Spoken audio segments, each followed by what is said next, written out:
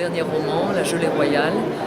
qui est une histoire un peu inspirée des affaires qui secouent un peu notre République. C'est l'histoire d'une crème qui se dit miracle, des cosmétiques irréels, et une journaliste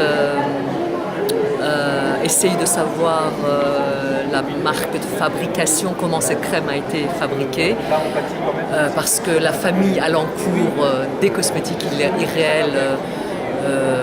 sont en pleine guerre, et effectivement la gelée royale à un moment donné est interdite de vente. Donc l'histoire commence comme ça, et comme la journaliste insiste pour savoir ce qui se passe, alors que tout le monde veut étouffer un peu cette affaire autour de cette famille très riche et richissime, elle apprend grâce à une femme africaine qui est son amie, qui travaille dans le groupe de presse où elle travaille, elle s'appelle Mamacha, et à un ami également qui est à la tête de la communication de la publicité des cosmétiques irréels. Elle apprend comment est faite cette crème, et c'est une critique assez acerbe contre la marchandisation de l'homme, contre l'argent roi, contre tout ce qui me semble en ce moment font tâche dans nos démocraties occidentales. Le livre est sur un ton très drôle, très caustique. Il y a pas mal de voyages, on part un peu en Afrique avec les mythes africains, avec cette femme africaine. Il y a un passage au Cuba parce qu'il doit y avoir des films publicitaires là-bas. Mais le message, je pense que c'est effectivement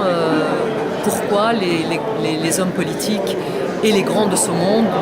ne prennent pas conscience, en dépit de scandale sur scandale, les scandales financiers, les scandales de corruption, les scandales d'écologie écologique. Pourquoi on ne prend pas finalement la mesure de tout cela, et bille en tête, on continue le consumérisme, on continue à exploiter la terre de façon terrifiante, on continue à déverser dans les océans des tonnes de crème solaire, etc. Donc le message, c'est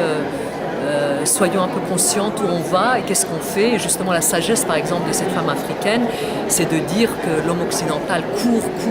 après, il ne sait même plus quoi. Donc c'est effectivement une critique contre le capitalisme sauvage, et de revenir un peu à la sagesse élémentaire du respect de la nature et du respect surtout de l'être humain, parce que quand elle sait comment est faite cette crème, c'est assez abominable, mais je n'ai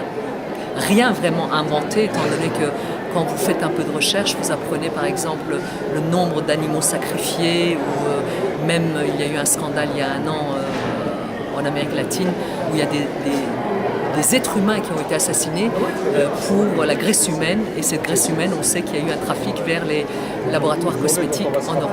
J'ai même une association pour la défense des droits de l'homme, et effectivement je pense que si on respecte l'humain, on ne peut pas ne pas respecter la nature, parce que l'humain est un élément dans la nature, et sans la nature, l'humain ne peut pas continuer à vivre. La preuve, c'est que toutes nos catastrophes naturelles, en ce moment, c'est un des plus grands dangers de notre avenir et l'avenir de nos enfants. Merci madame. Merci.